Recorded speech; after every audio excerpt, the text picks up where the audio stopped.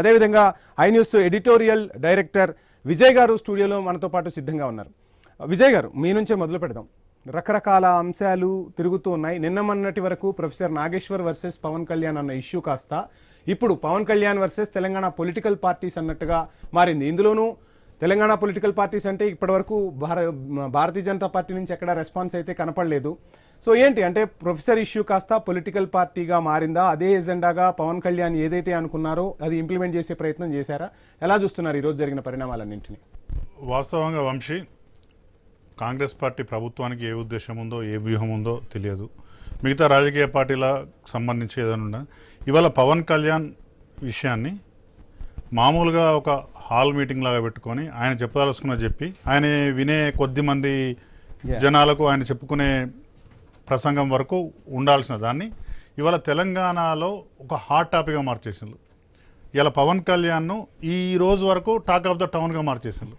అది కాంగ్రెస్ మార్చిందా, బీఆర్ఎస్ మార్చిందా, లేకుంటే పవన్ కళ్యాణ్ వ్యూహాత్మకంగా తనకు తాను మార్చుకున్నాడా అనే విషయం పక్కన పెడితే జూన్ 2 రోజు ఏదైతే తెలంగాణ గడ్డ మీద చర్చ జరగాలో ఆ చర్చ జరగకుండా ఇవాళ మొత్తంగా అందరూ కూడా టీవీ స్టూడియోల కాంచి మొదలు పెట్టుకుంటే రచ్చబండల దాకా, పాన్ షాపులు, టీ కొట్ల దాకా ఇలా పవన్ కళ్యాణ్ గురించి మాట్లాడే పరిస్థితిని మొత్తం రాజకీయ వ్యవస్థలు, తెలంగాణ రాజకీయ వ్యవస్థలు కల్పించినాయి. ఇది దురదృష్టకరం. తెలంగాణ రాజకీయ వ్యవస్థ చేసిన తప్పిదం. ఎందుకంటే వాస్తవంగా ఇవాళ 12 సంవత్సరాలు పూర్తి చేసుకున్న, పుష్కర కాలం పూర్తి చేసుకున్న తెలంగాణ రాష్ట్ర ప్రస్థానం మీద చర్చ జరగాలి.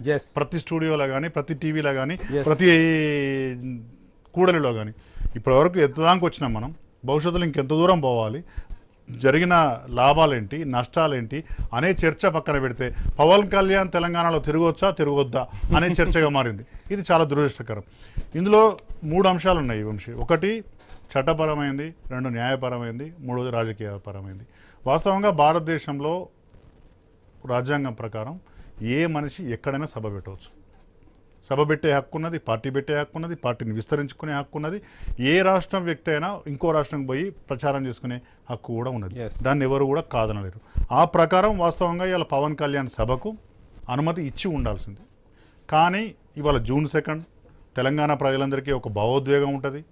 ఎందుకు ఉంటుంది అంటే ముఖ్యంగా వాళ్ళు ఇంతకుముందు పవన్ కళ్యాణ్ మాట్లాడినట్టు మహారాష్ట్ర వాళ్ళు రారా, మధ్యప్రదేశ్ వాళ్ళు రారా, గుజరాత్ వాళ్ళు రారా అంటే మధ్యప్రదేశ్, గుజరాత్, మహారాష్ట్రలో వచ్చిన దానికి, ఆంధ్ర నాయకులు వచ్చిన దానికి ఖచ్చితంగా కొంత తేడా ఉంటుంది.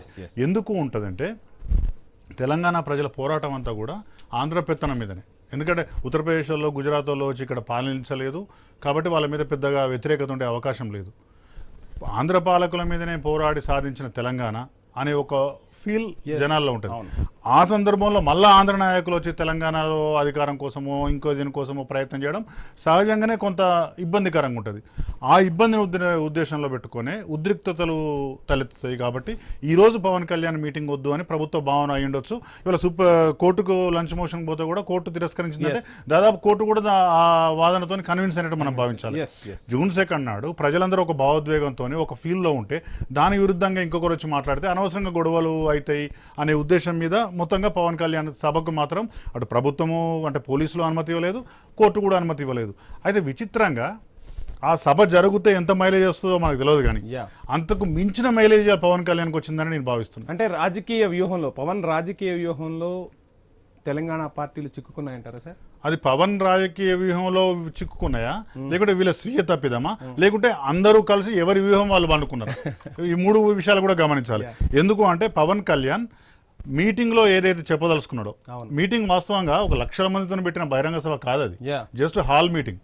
ఆ హాల్ మీటింగ్గా జన సైనికులు కొద్దిమంది హాజరవుదురు, ఆయన ఏదో చెప్పుకొని వీళ్ళందరూ పోదురు. ఇంతమంది ఇంత చర్చ కాకపోవు, ఈరోజు మన టీవీ డిబేట్ కూడా కాకపోవు.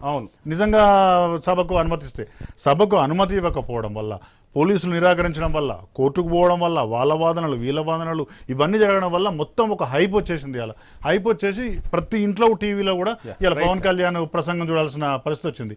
తర్వాత పవన్ కళ్యాణ్ కూడా సరే ప్రసంగం ఏం చేసిండు, ప్రెస్ మీట్లో ఏం చెప్పిండు అని దాని మీద వదిలిపెడితే ఆయన చెప్పదలుచుకున్న విషయం అని చెప్పేసిండు. రైట్ సార్, మాట్లాడదాం. వెంకటరెడ్డి గారు, ఏంటి మొత్తంగా Bharatiya Janata party sketch implement అయినట్టే